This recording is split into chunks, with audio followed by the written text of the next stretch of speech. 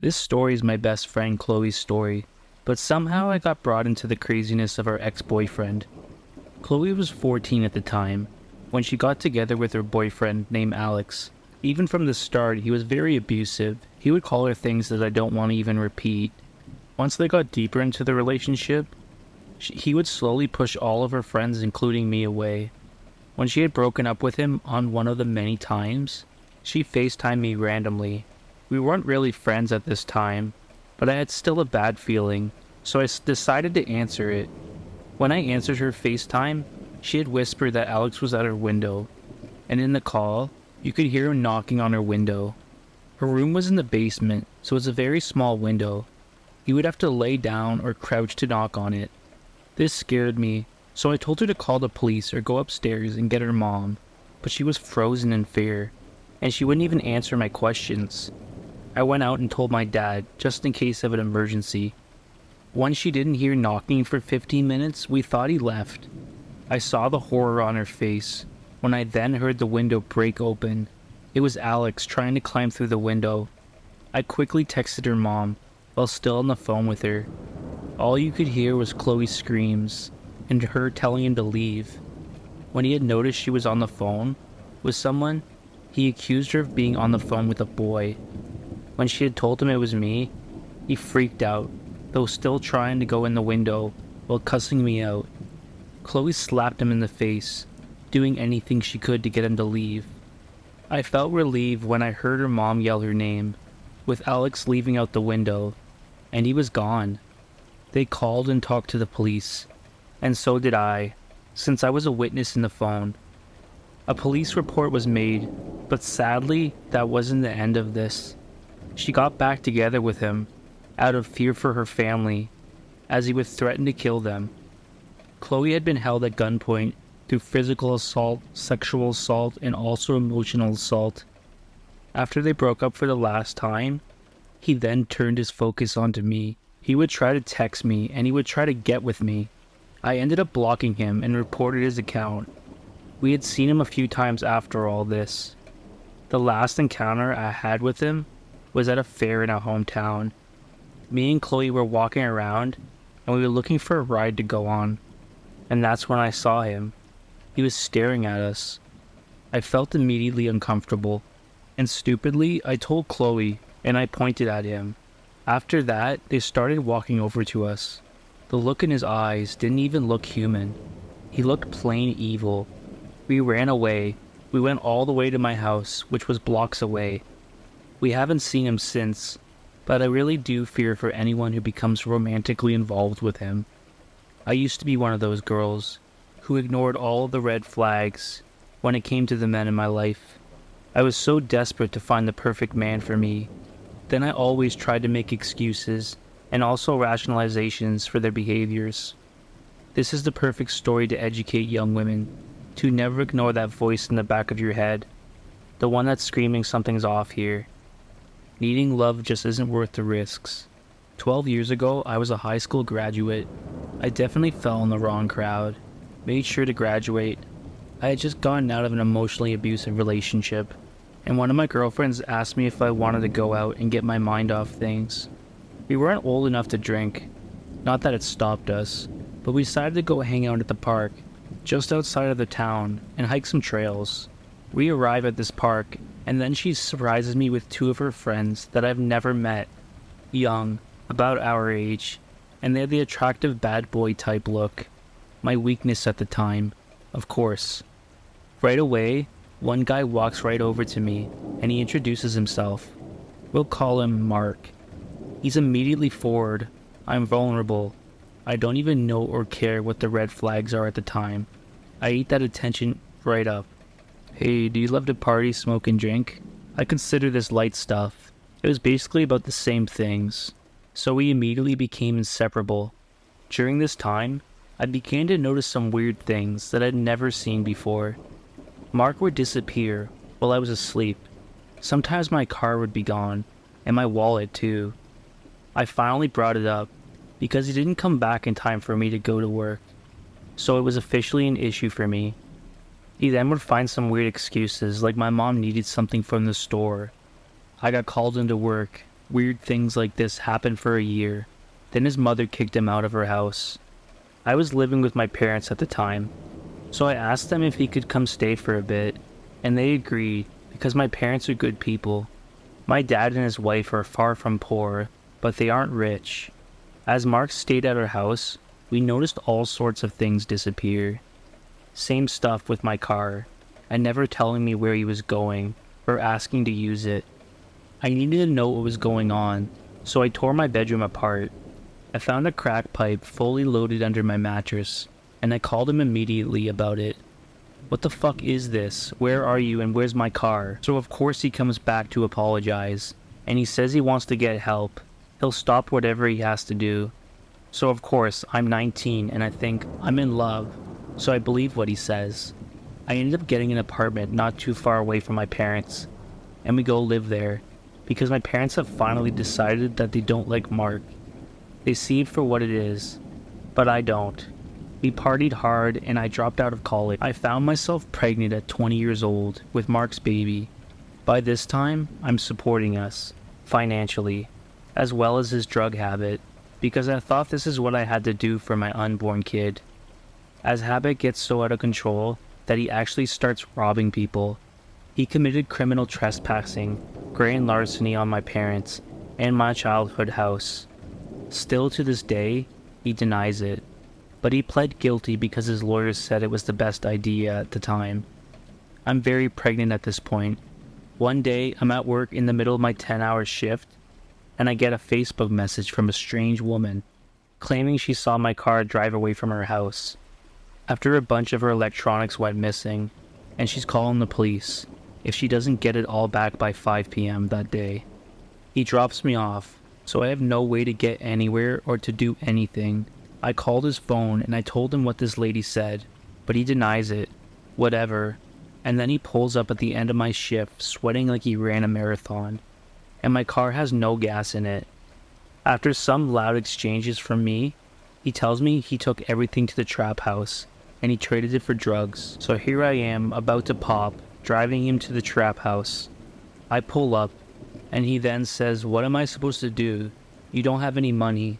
So I tell him, I don't give a fuck, suck a dick for all I care. Go get the fucking stuff back. So he moseys up on the door, and goes inside. I waited for 10 minutes. He comes back out with nothing, so I drive us back home defeated. The next day, I got a call from the local police, asking that I come in for questioning. The lady actually held up her end of the bargain. Why wouldn't she? I ended up getting interrogated for this mess, even though I wasn't even involved. The lady eventually ended up dropping the charges because she felt very sorry for me, which isn't even a win. So much had happened between then and when my daughter was born. She was 6 weeks premature from all my stress, so I was there with her alone for most of it. I brought her home on my 21st birthday. It was the best day of my life. Something changed in me that day, because I found the paraphernalia again in my apartment after I brought her home, and I told him to leave and never come back. He stole my car, outran 3 towns, and then he crashed my car. I'm so thankful that my kids saved my life that day. I can't imagine what it would have been like to not get out of that. He's not in our lives. Just these last couple of years, he's really gotten himself in a lot of trouble. He beat his wife in front of the kids, and he stole her car for a week. And when she stopped giving him money for drugs, he robbed an old woman in a grocery store parking lot. He dragged her with the car because she wouldn't let go of her purse. She was in critical condition for quite some time. I really hope she made it. His wife is now in the process of getting a divorce, and I'm really happy she's getting out. He's published everywhere. I can link an article for purpose of visual, but I'm honestly still embarrassed to even be associated with him in any way. Thank you for listening to my story. I know it isn't the normal story, but it honestly felt good for me to share it with you. Be safe out there, everyone. So I met a girl on Plenty of Fish that I'll call Natalie for the story. We really did hit it off at first. She was fun, adventurous, outdoorsy, and curious about nature. Things went awesome for almost a year. She also had a 3-year-old son when I met her that adored me. I had actually started to save money to buy an engagement ring, And that is when the cracks started to show. This was when she went to court over child custody for her ex, which she told me he was abusive and had once held her at gunpoint and tried to hit her with the car when she tried to leave. On the day of the custody case, she had started to cry and became coherent. Before the judge came into the room, she said out loud, "You win, I give up, you can have him. I don't care anymore. I'll just have another baby," or something along those lines. Everyone in the courtroom looked at her, bewildered. I got her to be quiet before the judge walked in. Her lawyer did all the talking with negotiation. She managed to get primary care for 50-50 custody. That is when I learned that she had some charges for assault, but it wasn't specified. I just assumed things were rough between them, and this was stressful, but I had started to really question her emotional state, and if I wanted to risk starting a family with her. I still intended to stay by her side, though as time went by, I kept encouraging her to call her friends and hang out with them, as she would often talk about them. But I had never once met any of them, or talked to them, or even seen a single photograph. It seemed like she only had me, her son, and her parents in her life. I thought that she needed some friends, for her mental health. Then one day, she just told me she was finally having a girls' night out, with old friends from high school. I was happy for her, and I encouraged her to go. From there, the girls' night happened, but the details of the night didn't make any sense. I then talked to her parents on a visit to their place. Turns out, they had no clue what I was talking about, and then none of those so-called friends even existed. When I confronted her about this, she admitted she had met a guy who was a high school friend, and they met up at a specific Tim Hortons and talked till 3 a.m. over a hot apple cider. The problem was that location didn't sell that drink, and they closed at midnight. I knew she was lying, and she just asked for us to be friends. She wanted for me to keep doing all the family things together, but no kissing or anything else, and just be friends. We broke up 3 or 4 days later. I received a call. She was then crying for us to get back together, but she wouldn't tell me where she was, and it was clear that she wasn't mentally stable. She threatened to hurt herself if we didn't get back together. It turns out, she had dropped her son off at her mom's place and then disappeared for 3 days without telling them where she was. I called the number on the call display, and it was the most expensive hotel in town. I told them to call the police and send them to her room because she might hurt herself. Well, a few weeks later, she showed up to my place and asked for us to get back together. She even offered to add another girl to the relationship, so we could have threesomes. I just said no, and I shut the door in her face. She then went to my parents' place and told my parents that on one of my trips to Europe, that my friend and I shared a girl. And just for the record, no, that never happened. As you can imagine, my parents told her to leave, but then she told my father that he should disown me because I was a bad son, and he wouldn't believe all the things I told her about him. My father just replied back with, "I'm a hard man to get along with. If he told you bad things about me, it's probably true." And then he just slammed the door right in her face. So a few weeks later or so, after this all happened, my phone and my parents' phone totally blew up while I was visiting them. When I was at their place for dinner, it was ringing every 10 seconds, so I turned off my phone, and my parents took their phone off the hook a few hours later. We listened to her. Messages she clearly needed help. She claimed that she was in a forest behind my parents' home, and that she's lost and her cell phone was almost dead. And again, we called the police. We made them listen to the voicemail, and then went to go get her. They found her with no shoes, some 300 meters away from my parents' place, and near a highway that you could hear traffic was. I thought she was finally done. Nope, after 4 months I didn't hear from her. I thought the saga had ended, and I just started to date the woman I was with for 7 years. Tons and tons of phone calls started up. Again, now she was telling me she was pregnant. I asked for proof, but she had a miscarriage. I then called my new then girlfriend that she was going to show up at her place, which she then told me to come and hide at her place a few days later. I came home, and we had 4 inches of permanent snow on the ground. My yard was full of footprints and an empty bottle of rum on my door. There was a bag with a 15-page handwritten will that she's leaving her son to me, and that's her fault her son won't have a mother. I actually refused to read the whole thing. I just called the police again. I told them I couldn't find her car, that I have her driver's license, health card, and an empty bottle of rum.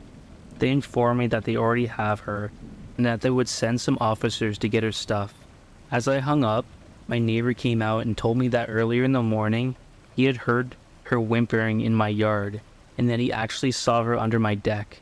She had frostbite and hypothermia, and that he called the ambulance. To be perfectly honest, I would have never thought about looking under my deck. If she would have died there, she would have stayed there till spring, and her body would have started to thaw out. Imagine trying to explain to the police while your ex-body stayed all winter under your deck. The snow had also started to come down a few hours before my neighbor found her, so there would have been no signs of her. I finally found her car some blocks away from my house. I called her father, and I told him where the vehicle was, that it was when her parents apologized, and they told me that they hoped she was going to get better with me in the picture. That is when I found out that it wasn't her ex who held a shotgun at her and tried to run her down with the car. It was her. She was the one who held him at gunpoint, and it was her who tried to run him over with the car. They also told me that she never showed any signs of being pregnant, and they admitted that her daughter was very conniving. Yeah, that was a pretty fun chapter in my life. I haven't heard from her for a very long time. Thank God. Natalie, if you happen to hear this, I really hope you're doing much better, and I hope your son's doing okay. I really loved your parents. Please take care of yourself, but let's keep a permanent no contact. I really hope you guys enjoyed those stories, and I love hearing from you guys. If you did, please leave a like, comment, subscribe, and if you have any stories you want me to narrate, please don't hesitate. Drop them in the description, links is below, and I would love to narrate your stories.